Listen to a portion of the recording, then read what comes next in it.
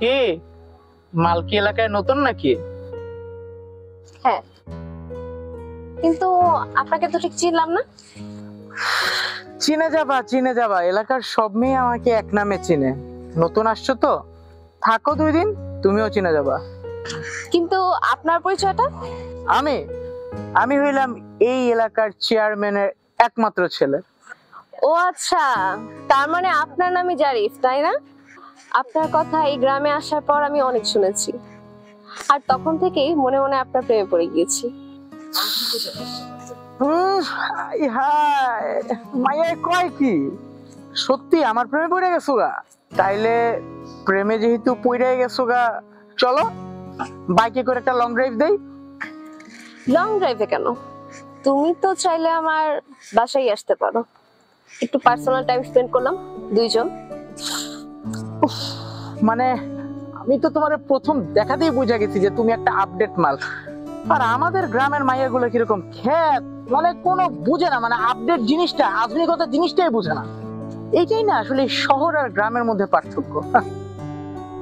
চলো তাহলে এখনই যাই বাসায়।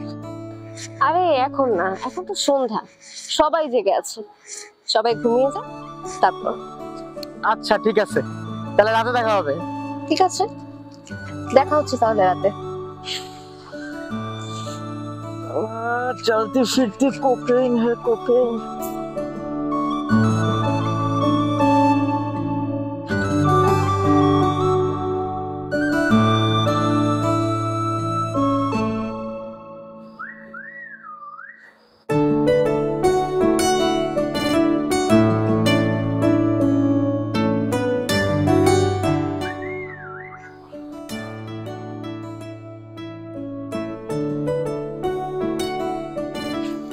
সবাই ঘুমাই গেছে তো? হ্যাঁ, আজকে তো সবাইকে আরো তাড়াতাড়ি ঘুম পাড়িয়ে দিয়েছি।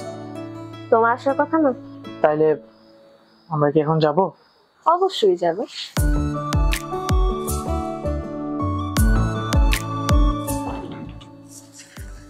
দাঁড়াও, আমি লাইটটা জ্বালিয়ে আসি। আরে লাইট কেন জ্বালাতে হবে? অন্ধকারই তো ভালো। অন্ধকারে আমাকে ভালো করে দেখবি কিভাবে?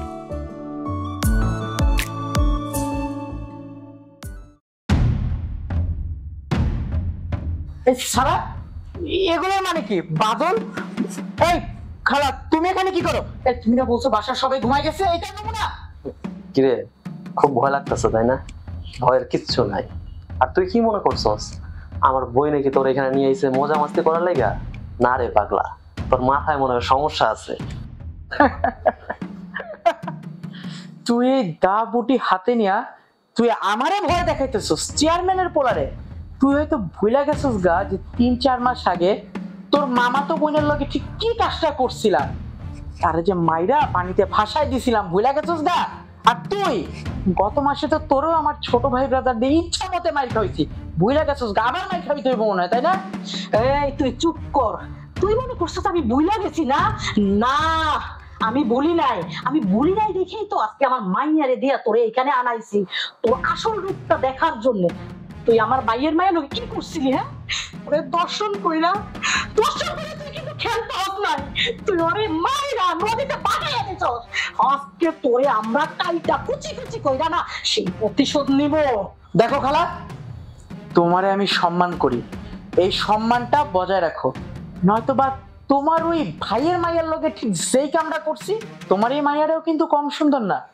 তোমার এই মাইয়ার লগেও ঠিক একই কাম কইরা ওই নদীর জলে লাশ ভাসায় দিমু। সেই জানোয়ারের বাচ্চা, চুপ কর, একদম চুপ কর। বেশি গোলাবাজি করলে একদম কল্লাটা নামাই দিব ওইখান থেকে, কয়ে দিলাম। জানোয়ারের বাচ্চা, তুই আমার সাদা সিধা বোনটারে ভোলায় ভালায় প্রেমের পাশে ফেলায় মাইরা ফেলাইছ, তারা ধর্ষণ করছস। এই গ্রামের একটা মাইয়া বাপ নাই যারে তুই ধর্ষণ করস নাই।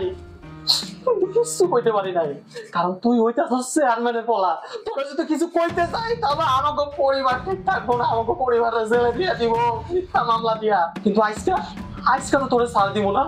আমার বোনের কইছিলাম তোরে যেন ভুলাইয়া ভালাইয়া ঠিক এই জায়গায় আনতে পারে, আর এই জায়গায় যদি তোরে আমি এখন মাইরা ফেলাই একটা পক্ষেও জানবো না। আমার বোনের তুই যেমনে মারছস না, তুই এমনি তোরে মাইরা কাইটা টুকরা টুকরা করে একদম নদীর জলে ভাসায় দিব।